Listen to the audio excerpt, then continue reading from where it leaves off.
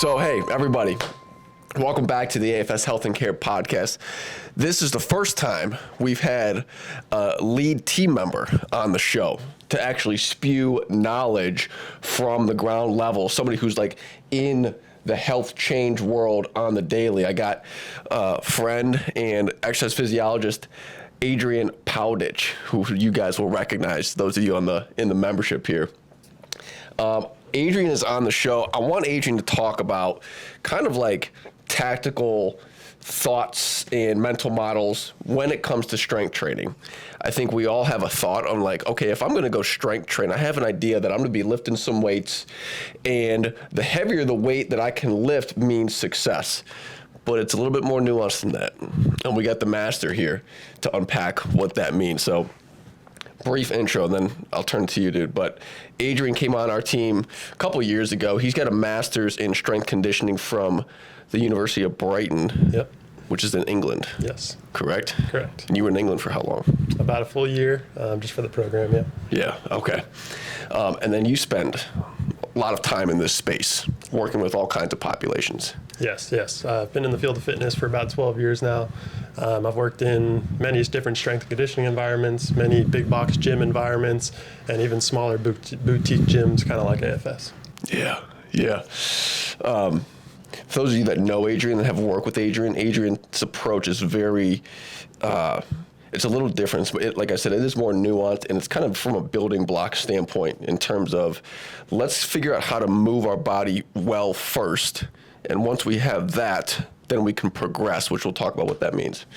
But yeah, dude, so the first question for you is when you think about people getting into fitness, particularly wanting to move better and build strength, like just talk about your approach and your kind of framework on if somebody comes to you and say, hey, I want to do this thing. What are some thoughts or considerations that you have as a professional when guiding somebody through that process? Yeah, for sure. Well, first, I always make sure that a client understands the foundation of fitness. So what that entails is learning the human movement skills of the exercises that we're going to do first. After that allows you to actually use those exercises to, number one, target the correct muscles, but then create long-lasting adaptations that are going to stick with you for the rest of your life. Mm-hmm. It's almost like an educational approach from how you learn any sort of basic skill in your life, taking it from that bottom foundational layer and then building it up from there. So, and I think this is a good distinction. When you say movement skills versus exercises, I think sometimes we can think, well, what's the difference? They're one and the same. For sure. Break that down a little bit. Yeah, exactly. So fundamental human movement skills. Basically, there's a couple different categories. So starting with the lower body, you have a squat variation, which is basically what's called a knee dominant movement, which means you're sitting down into the position. You'll use these in everyday daily lives, such as like bending down to pick up a book, bending down to go to the bathroom, anything along these foundational movements. The second one is our hinge movements, which are hip dominant movements. So in these, it'd be kind of similar. You're lifting like a heavy suitcase off the ground. You're trying to get like your kid from the ground. Any fundamental movement that has you bend down into your hip position. So those are the two lower body foundational movements and movement skills. The upper body consists of pulling motions, so bringing objects closer to you. So it could be simply lifting like a book from a shelf or getting a glass from a shelf, that type of thing. And as you're pulling it back towards you, the fourth, would be pressing motions. So things such as pushing objects away from your body. So it could be pushing a car door shut or anything along those lines. Those are the kind of, then you can break it down a little deeper into horizontal pressing, horizontal pulling, vertical pressing. Those are the two upper body motions. And then last are your trunk movements. Mm-hmm. So there's anti-rotation, so you're bracing against an external object, or there's rotational exercise or rotational movements, which literally have you using your own muscles to rotate your body on the spine axis. Yeah, I think that's a good approach. I feel like a lot of times people will come in, and even me, like I would go in and think of exercises. Like I'm going to do the row and really not connected to the foundation that you just laid out. Like this is part of more of a functional movement pattern that kind of like umbrellas a lot of different exercises. But it sounds like what I've seen, and I think you've seen too, people kind of take an exercise first approach versus mastering the movements and building from there. So how do you approach that with somebody who doesn't have that context? Yeah, totally. Well, first, I always like to look back into what has created the society that we live in, and like exercising. If you look kind of back to the 70s, 80s, it was that bodybuilding sort of exercise approach to it. So I totally understand where they're coming at and why our mindsets are into that sort of like realm. But yeah, as we progress and as we've started to learn and kind of dive deeper into the nuances, we've now understood that those were created for a very specific population who are trying to look a certain way, right? It's more aesthetically based. They're trying to build certain parts of their body. And then what we found through sports performance is a lot of athletes who are already genetically gifted, right? They already were going towards these movements, but then realizing, okay, there's something that we're missing that's a little bit deeper into the equation, which is mastering these movement skills first. A lot of athletes are gifted with like kind of naturally just mastering those through their sport. But what I've seen and what the whole strength conditioning world has seen is that the more you develop those fundamental movement patterns, the better athlete you're going to create. And then not only that, just for a regular population, the more you develop those movement patterns, the more effective regular exercising actually becomes. And then it turns into more functional exercise as opposed to just exercising for aesthetics or just trying to get the muscle group that you're trying to target. Yeah. Yeah, I mean, you could argue everybody's a life athlete. Like, yeah, if you're trying to pick up your grandkids, I mean, you're an athlete. Like, you have to be a grandmother, grandfather athlete. And if you can't move well, you ain't going to pick little Jimmy up all that well. 100%. So what's the cons of starting with, the bodybuilding type approach of just focusing on exercises for the purpose of aesthetics and skipping kind of like that more foundational approach that you just laid out? Yeah. So I think of it in like kind of two different areas. One is your overall capacity as a human being. So I think of it like standing in like a small room. Let's say your ceiling at this point is about like a 5 foot tall room. If you take that just exercise approach, that ceiling maybe will creep up to maybe like 5'5", something like that. But if you start with building those foundational movement skills, you're taking your ceiling and you're moving it up to like 8 feet tall immediately. So now you have so much more room for growth within your body. And the reason why that exists is, so let's say you go back to the exercise approach, you start training really hard. What it does is any sort of exercise is going to put wear and tear on your muscles, on your joints, on your tendons and ligaments. And if you're not doing loaded exercises with proper fundamental movement skills, then you're going to put way too much stress onto your joints, tendons, and ligaments way too fast. What that causes is not only pain, it could cause orthopedic issues, and then psychologically, it's exhausting, right? You're constantly in pain. So then you're showing up to your next workout, your joints ache, you kind of feel just really tired, and that only just demotivates you, right? And just kind of makes it even harder to continue the consistency over long periods of time. So not only does it degrade the body faster, it increases your capacity and potential for just human growth, and just allows you to load the proper areas correctly without having orthopedic issues pop up down the road. You're saying if you skip this first step of mastering movement, what happens is your ceiling of change and growth and performance is lower, and you skip the step, you're going to probably get injured, or you're going to have aches and pains. Yep. And I think most people can relate to this, right? Like, think of any science course you've probably taken. Of course, the fundamentals of chemistry are very boring, and sometimes you're like, why am I having to learn about molecular structure, and how to name certain molecules or whatever?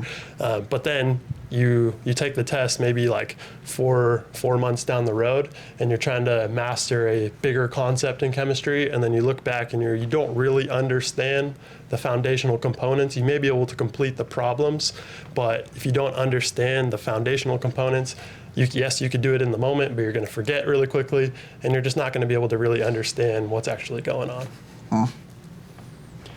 From your perspective, how many people, just in your experience of in the professional world and clients that you've trained, how many people are attuned to that framework?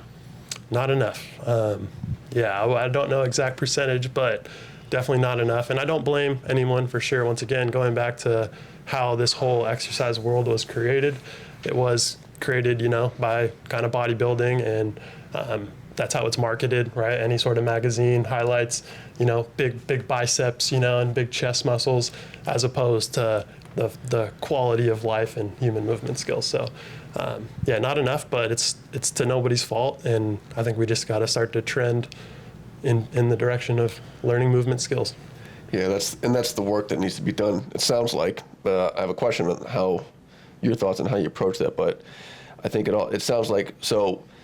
The bodybuilding era told us like, hey, if you strength train and lift weights, you will build muscle tissue.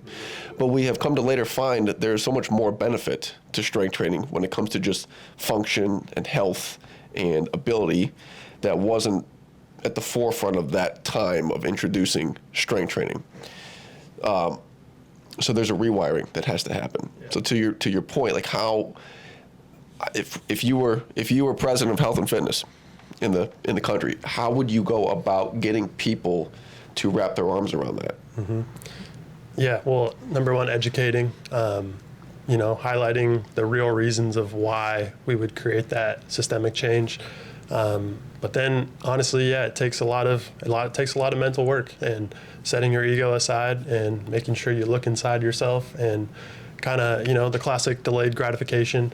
Am I willing to, put the weights down a little bit to limit myself in the now, but then 5 years, 10 years, 15 years down the road, I'm going to have so much more potential. I'm going to feel so much better, and I'm going to move a lot better and just have a much better life. It starts with education. Second, it's addressing those sort of internal reasons of why we don't necessarily want to take the harder path. But and then lastly, just highlighting the fact that you're going to have longer, better quality of life at the end, which is, I think, the most important thing to everyone. Mm-hmm. Mm-hmm. Yeah, I agree. What would you say to somebody that says, you know what, Adrian, I really don't care about all this stuff. I just want to look better. Mm-hmm. Your response would be what? That's fair. It's fair for now. And fortunately, I was blessed by ruining my body at such a young age. I've torn all the ligaments in both my ankles. I have permanent scar tissue in my left ankle. I've torn my rotator cuff from volleyball and different sports. I have a torn meniscus, and all this was created when I was such a young athlete, thinking that I should push myself to the max, which is fine for sport performance, right? But then once I started realizing, okay, I'm actually doing this to myself when I'm in the gym at certain times, and I'm creating these problems that I feel like I'm addressing in the moment, but I'm just making them worse and worse and worse. And sometimes it takes a person to go through that process to really understand it. So I don't push anyone to fully just take down their goals in the now, but I always just like to remind people, what are we really working for at the end of the day? Are we working to get super sick looking muscles for the next couple months, or are we looking for actual long lasting change? Yeah, totally.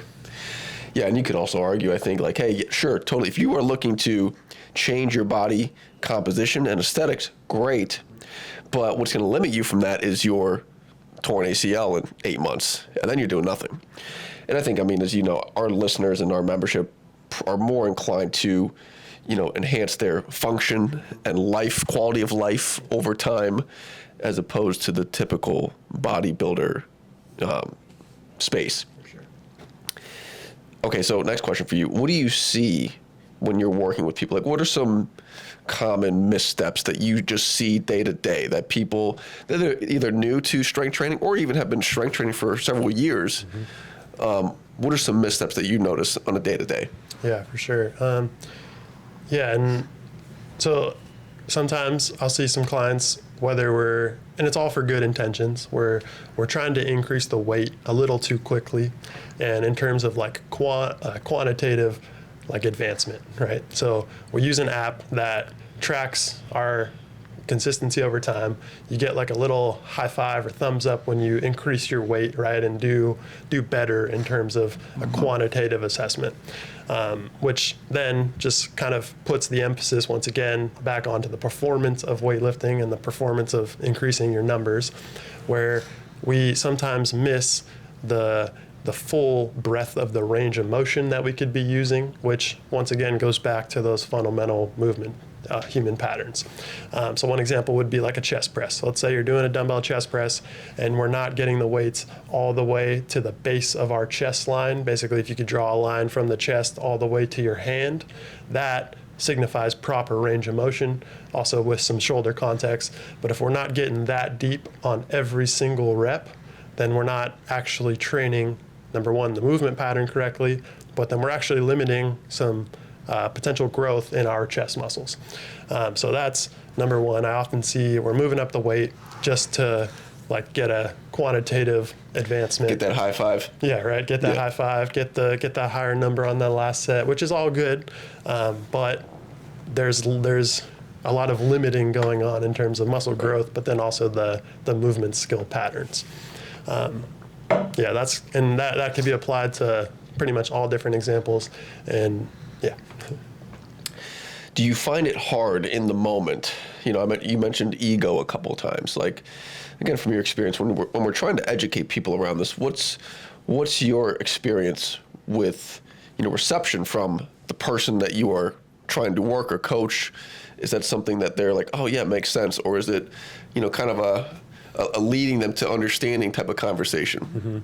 Yeah, it's definitely a leading to understanding. A lot of people respond great, but it does take a little bit of a hit. I think there's a running joke often in the strength solutions room of, oh gosh, they're going to come over and make it harder, but then I'm going to have to lower my weights if I'm getting a correction from Adrian, and that's kind of addressing exactly where the mindset is, and that's totally fine to lower the weights, right? It's not about that quantitative number. It's more of a qualitative assessment of, are you moving better, and are you creating these better patterns that once again are just going to lead you to a longer, more healthy life. Yeah, and again, the ego thing, I totally understand, because similar, it's like, man, I've been doing the movement, I've been seeing that number go up, and then for one day somebody tells me, hey, actually, here's one tweak. I'm like, oh man, so I got to like start over or something? But it also speaks to the relationship with progression being solely correlated with load increasing. Talk about what progression can actually mean for someone's goals. Yeah, totally. So I like to explain more of the context as well. So if you look at a comprehensive periodization that everyone should be going through, the periodization starts around, let's say, 20 repetitions and can work its way all the way down to about 5 to 1 repetitions, right? So you're starting with much lower loads and you're working yourself all the way down to much heavier loads. Real quick, just explain periodization just generally to our audience. Yeah, so periodization is basically the different stages you're going to take throughout your exercise journey. So there are different physiological adaptations that your body's going to experience when you're putting different types of stimulus onto your body. So stage 1 would be called the strength endurance phase, where you're doing those higher repetitions, kind of lower weight exercises, which are great for your heart, great for your mitochondria and your muscles, just building up a little bit of muscle tissue, but just getting your joints and your muscles used to actually moving a bunch of times. The second phase would be more of like a hypertrophy phase. Hypertrophy just means adding muscle cells to your body and making them grow a little bit. So what that does is takes that strength endurance, those extra mitochondria you just built, turns that into actual tangible muscle cell growth, which then is going to have you doing more forceful contractions. So that's when you'll increase the weight a little bit.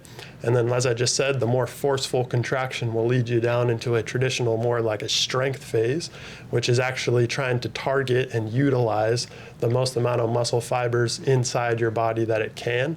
So there's often a misnomer too. Let's say if you lift like 75 pounds, you're not using 100% of your muscle fibers when you do that. The only time you activate 100% of your muscle fibers is when you're getting down to that lower rep range. So it could be It's really around like 3 to 2 reps type of thing, maybe even 1 rep max.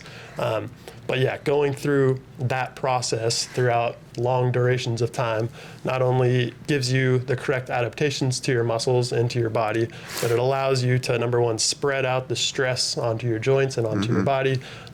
So yeah, that's essentially a quick summary of overall periodization, right? So yeah, and I like to look at it as like a curve. So at the top of the curve, you're starting with those higher reps, lower weight, and you're slowly working yourself down the curve. And then in terms of progress, what it looks like, I think we often associate progress with like a straight linear line, right? And that's going back to that like quantitative, okay, I'm moving up the weight, that means I'm going up. Really what it looks like is a big zigzag, right? As you're slowly traveling up the actual progression curve now. So then, sometimes you're going to be going down, right? Sometimes you're feeling tired. Sometimes you're going to be moving down in weight. But as long as you're improving upon those movement skills, if you were to take the average of your spiked line, you would see that it is pretty much slowly, linearly increasing. And yeah, just making sure the importance of that too is not only are we saving our joints and saving our tendons and ligaments, that allows you essentially a lifetime amount of cycles you can go through that periodization, right? So we built muscular endurance, we built some mitochondria in our muscles, we turned that into actual bigger muscle cells, and then we turned on as many of those muscle cells as we possibly could.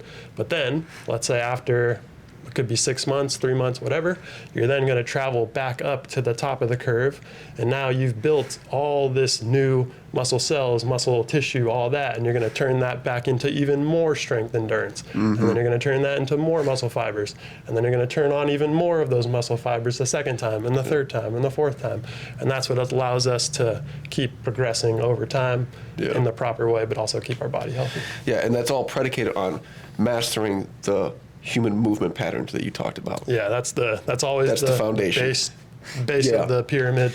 Yeah, no, I think that's important. And like here, if you could do a certain weight with more range of motion, the weight stays the same. That number on the app stays the same, but the benefit of doing it through a deeper range of motion, that's progression. That's a big win.